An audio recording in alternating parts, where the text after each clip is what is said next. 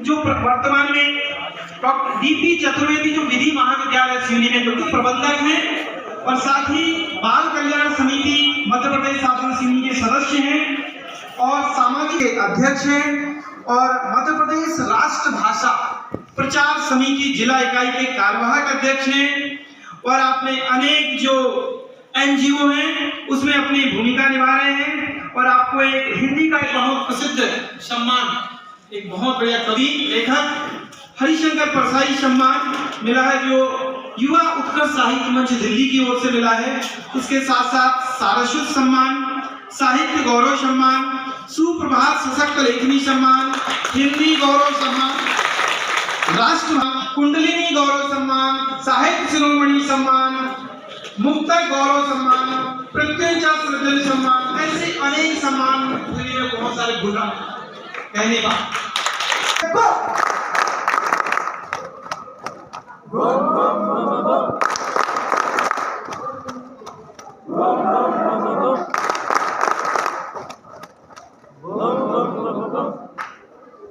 ये माँ है, इसलिए हमारी जो पढ़ाई की देवी है ना माँ, उस माँ को सबसे पहले अगर आपने प्रणाम कर लिए और स्पीच बोलना शुरू कर दिए तो कभी आप कोई भाषण, कोई कविता, कोई भी कार्यक्रम कर रहे कभी भूलेंगे नहीं आप मंच में। ये मेरा चैलेंज है। क्यों? क्योंकि हमको जब हमारी गलती करते तो माँ प्रोटेक्ट करती, तो हमारी प्रोटेक्शन के लिए कौन बैठी है? सरस्वती माँ, है ना। अब मैं आता हूँ अपने बारे में, परिचय के बारे में। ये देख रहे हो, ये टेका है मेरे पास में, लकड़ी लगा हुआ है ना। ये इससे पता चलता है कि मैं कैसा हूँ, है ना। यानी कोई फिजिकल फिट नहीं हूँ मैं।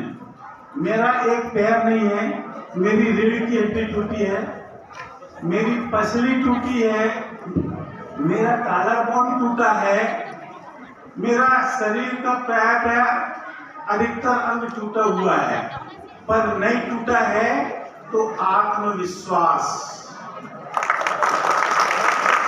इसी आत्मविश्वास से मैं सिवनी जिले के प्रतिनिधित्व में मॉरिशस तक गया हूँ और अपने सिवनी जिले का नाम मैंने रोशन किया हूँ। विश्व हिंदी सम्मेलन में हमने अपने सिवनी जिले की साहित्यिक उसमें सबसे पहले मैंने आपको बताया था कि हमको प्रोटेक्ट कौन करता है, माँ करती प्रोटेक्ट, है ना। और आपके परीक्षा का मात्र एक आध महीना बचा होगा, 1 महीने से भी कम समय बचा है आपका, तो मैं आपको सिर्फ पढ़ाई से संबंधित ही बात करूंगा और आपको थोड़ी सी ट्रिक बताऊंगा कि आपको याद कैसे नहीं होता है, हम कंफ्यूज क्यों होते हैं, हमारी स्मरण शक्ति कब। अभी हम जो बैठे हैं हमारी बैकबोन जो है झुकी हुई है।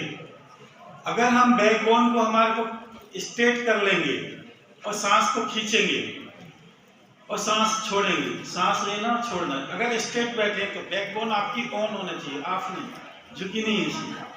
क्यों? क्योंकि हम जो सांस लेते हैं ना, इंडिया में 99.9% व्यक्ति पूरी सांस लेता नहीं है, पूरी सांस छोड़ता नहीं है, और इसी कारण से ये रोग हो रहा है। 0.1% जो व्यक्ति की बात छोड़ा हूं मैंने, वो योगी लोग रहते हैं, वो पूरी सांस लेते हैं, पूरी सांस छोड़ते हैं, है ना। 99.9% हम जब सांस लेते हैं और सांस छोड़ते हैं, हमको पता नहीं हम कितनी सांस ले रहे हैं, कितनी छोड़ रहे हैं। अगर स्ट्रेट बैठ करके सांस लेंगे, छोड़ेंगे, तो पता चल रहा है कि हम सांस ले रहे हैं, छोड़ रहे हैं। तो ये हम पूरी सांस ले नहीं पा रहे हैं, पूरी सांस नहीं ले पा रहे हैं, तो हमारे फेफड़ों पे बल पड़ रहा है और पूरी सांस छूट नहीं रही है। कुछ सांस हमारी आंतड़ियों में, फेफड़े में जमा हो रही है, तो वो जो सांस है हमारे कफ, विकार और निद्रा का कारण बनती है। आज आपके विद्यालय में देखा, बड़ी खुशी है, पूरे आपके वेंटिलेशन लगे, खिड़कियां लगी हैं। पढ़ाई का जो स्थल है आपका बिल्कुल स्वस्थ रहना चाहिए, हवादार रहना चाहिए। पढ़ाई हवादार में ही होती है। अगर आप 3 घंटे ईमानदारी से 3 घंटे अगर आपने अपना उपयोग कर लिया पढ़ाई में, घर में क्लास में तो जो पढ़ाई हो रही है वो ठीक है, तो पढ़ते वक्त में हमको जब पढ़ाई का जो स्थल है वो स्वच्छ वातावरण में रखना है हमको। दूसरा, पढ़ते वक्त में हमको स्ट्रेट बैठना है, स्ट्रेट सीधा। बैक बोन जो है आपकी ऑन रहना चाहिए, ऑफ नहीं होना चाहिए, है ना। अपनी जीभ से दांत को दबा करके सांस को खींचिए थोड़ा, ये प्राणायाम है, परंतु इससे आपका मस्तिष्क स्वस्थ रहेगा। मैं बतला रहा हूँ इसका टेक्निक। कैसी ठंडी हवा आई ना, ये शीतली प्राणायाम कहलाता है। ये मस्तिष्क को ठंडा करता है, और मस्तिष्क को जब ये ठंडा करता है तो हमारे मेमोरी पावर को ये बढ़ाता है, स्मरण शक्ति को ये तेज करती है। जो मस्तिष्क ठंडा हो जाएगा, गर्म रहेगा तो याद नहीं होगा, दिमाग खराब होगा, गुस्सा आएगा। मस्तिष्क ठंडा रहेगा, चित्त शांत रहेगा, तो ध्यान पढ़ाई में अच्छे से लगेगा, है ना। इसके दो रीजन है। ये मैंने क्यों बताया दांत को जीभ से दबाने का, ये एक्यूप्रेशर का भी काम करता है। दांत ज्यादा जब से दबाओगे तो जीभ कट जाएगी। मेरे सर ने क्या बता दिया, मुझे जीभ कट दी। तो इतना भी जब से नहीं दबाना, परंतु ये एक्यूप्रेशर का काम करती है। ये जीभ को दांत से दबाएंगे तो हमारी यहाँ की जो तंत्रिकाएं हैं इसको खोलती है। पुराने समय पे जो हमारे गुरुजी रहते थे, गुरुजी कहते थे हम लोग टीचर को, तो वो जब हमको याद नहीं होता था तो वो कान पकड़ते थे ऐसे करके, आया याद कि हाँ सर याद आ गया करके।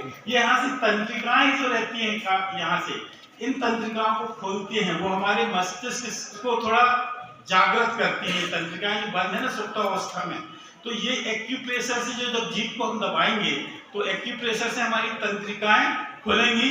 और पढ़ते वक्त में अगर बैठे हैं तो हल्का सा ऐसा दबा करके बैठे आप, बकायदा आपका मेमोरी पावर बढ़ेगा, आपको अच्छे से याद होगा। दूसरा एक और बता रहा हूँ, एक ये भी योग से रिलेटेड है। जो जीभ है हमारी, ये जीभ को आप तालू में चिपकाएं, जो जिससे अपन खाना खाते 2 छेद दिखते ना, वहां ऊपर के वाले भाग में आप चिपका के देखें। मुंह बंद करके रखना, मक्खी अंदर जा सकती है ना। तो अंदर मुंह बंद करके जीभ को आप तालू में लगा करके देखें। 1 सेकंड 1 मिनट के लिए अगर आप तालू में लगाएंगे तो एक विशेष प्रकार का रस आएगा। वो हमारे मस्तिष्क एक टॉनिक है, हमारे स्मरण शक्ति को वो तेज करता है। वो जो टॉनिक है, वो टॉनिक आपकी याददाश्त को बढ़ाता है, आपके मन को शांत रखता है, चित्त में किसी प्रकार के कोई विकार नहीं लाने की कोशिश करता है। तो मेरा चैलेंज है, जिस टॉपिक को आप पढ़ रहे हैं वो 100% आपको याद होगा। क्यों? क्योंकि मैंने कई स्टूडेंट पे इसको एक्सपेरिमेंट करा है। अब इसका फायदा भी बता रहा हूं आपको। ये हमारे योग में इसको खेचरी मुद्रा कहते हैं।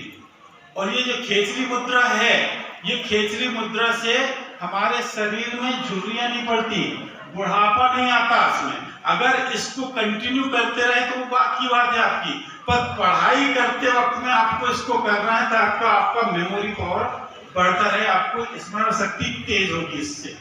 इससे आपकी स्मरण शक्ति तेज होगी। तीसरा पॉइंट और बतला रहा हूं आपको कि हर घर में आपके पास में किशमिश होगी। किशमिश इतनी सी आप ले लें, उसको कटोरी में रख लें, पानी से उसको अच्छे से धो लें और पानी को फेंक दें। फिर 3 बार करें आप इसको, पानी को धो करके पानी को फेंक दें, किशमिश को फिर एक प्लेट में डाल करके आप उसको किशमिश को अपने डिब्बे में किसी अच्छे बर्तन में उसको रख दें। पढ़ने जब बैठे आप तो एक किशमिश का दाना आप मुंह में रख करके वैसे रस लेते हुए आप उसको करें, तो ये आपका ये टॉनिक भी है और वो टॉनिक भी है। तो ये 2 टॉनिक एक साथ जब काम में करेंगे तो आपके स्मरण शक्ति के पावर को 2 गुना कर देगा। और मेरा चैलेंज है, जिस भी टॉपिक को आप पढ़ेंगे अच्छे से अच्छे याद होगा, आपकी स्मरण शक्ति भी तेज होगी। अब चौथा जो एक अवगुण है, तो उस अवगुण को आपको मात्र परीक्षा तक उससे दूर रहे आप। मोबाइल में जिस तरह से आप उपयोग कर रहे हैं, अधिकतर स्टूडेंट मोबाइल में लगे हुए हैं और हमारा ऐसा लगता है कि हमारा जीवन मोबाइल के बिना अधूरा ही हो गया है। तो आप लोग सेल्फी ले रहे हैं, फोटो ले रहे हैं, इन फोटो को आप व्हाट्सएप में डाल रहे हैं, फेसबुक में डाल रहे हैं या सोशल मीडिया में इसको वायरल कर रहे हैं। तो जो दूसरे कंट्रीज के या दूसरे अपने देश के कुछ ऐसे असामाजिक तत्व हैं, इन फोटो को हैक करके आपकी फोटो के साथ में गलत संदेश के साथ में उसका उपयोग कर रहे हैं। और वो उपयोग कभी कभी फिर आपके संपर्क में आकर के आपके साथ में भी आपको भी ब्लैकमेलिंग करने का कोशिश करते हैं, पैसे भी ऐंठते हैं, कई प्रकार की गतिविधियां में लिप्त हो रहे हैं। अभी हमको हमारा एजुकेशन का देखना है, भविष्य देखना है। जिस भावनाओं से आपके माता पिता ने आपको यहाँ पर भेजा है और जिस उद्देश्य की पूर्ति के लिए हमारे शिक्षक कर रहे हैं,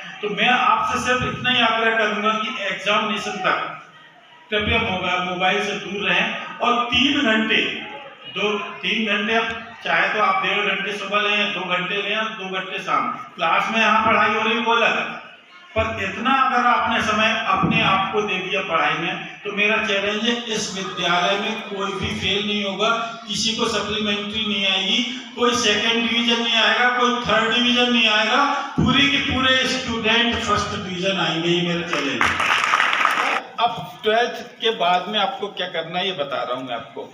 हमारे यहाँ पे सिवनी जिले में गवर्नमेंट कॉलेज भी है, प्राइवेट कॉलेज भी है। हमारे यहाँ पे कुछ कोर्स ऐसे हैं कि बीएससी करेंगे मैथमेटिक्स वाले, बीएससी करेंगे तो बीएससी 4 वर्ष का पाठ्यक्रम है राष्ट्रीय शिक्षा नीति के अंतर्गत में। अगर बीएससी बीएड करेंगे साथ में ही है तो वो भी 4 वर्ष का पाठ्यक्रम है। और इस पाठ्यक्रम में आपको 2 डिग्री मिल रही हैं, एक ग्रेजुएशन की बीएससी की और दूसरी डिग्री मिल रही है बीएड की। तो आपको चयन करना है कि 4 वर्ष में हमको बीएससी करना है या बीएड भी साथ वाला कोर्स करना है। अब आते हैं आर्ट्स से फैकल्टी के होंगे तो उसमें भी बीए बीएड है और बीए भी 4 वर्ष का पाठ्यक्रम है, बीए बीएड भी 4 वर्ष का पाठ्यक्रम है। तो इसमें आप ऐसे प्रोफेशनल कोर्स करें कि कम समय में अधिक डिग्री मिले और इस नौकरी तुरंत लग जाए। नहीं तो आपने ग्रेजुएशन करे, ग्रेजुएशन के बाद में फिर 2 साल बाद में आपको फिर बीएड करना है तो आपको 6 साल लग जाएंगे और ये 4 साल में ही आप बीएससी बीएड हो जाएंगे, 4 साल में भी आप बीए बीएड हो जाएंगे। तो ऐसा सब्जेक्ट चयन करें कि हमको समय कम और अच्छी एजुकेशन मिल जाए। एक और सब्जेक्ट है बीए एलएलबी, जिसमें आप जज बन सकते हैं, एडीपीओ बन सकते हैं, न्यायिक अधिकारी बन सकते हैं, विधिक सलाहकार बन सकते हैं। यहाँ यानी विधिक सलाहकार के साथ साथ में आजकल ग्राम न्यायालय के लिए भी पोस्टें निकल रही हैं तो उसमें भी आप ग्राम न्यायालय के एक न्यायिक अधिकारी भी बन सकते हैं। बीए एलएलबी ये 5 साल का कोर्स है, बीए 4 साल का है पर बीए एलएलबी 5 साल का है। तो इस 5 साल के कोर्स में आपको 2 डिग्री मिल सकती हैं, एक एलएलबी की और दूसरी बीए की। तो इन 2 डिग्रियों में आप प्रोफेशनल, अगर आपने बीएलएलबी कर लिया तो बीएलएलबी के पश्चात में आप सीधे वकील बन करके आप प्रैक्टिस भी कर सकते हैं, क्रिमिनल के लॉयर बन सकते हैं, सिविल के बन सकते हैं और इनकम टैक्स के भी बन सकते हैं, सेल टैक्स के भी बन सकते हैं।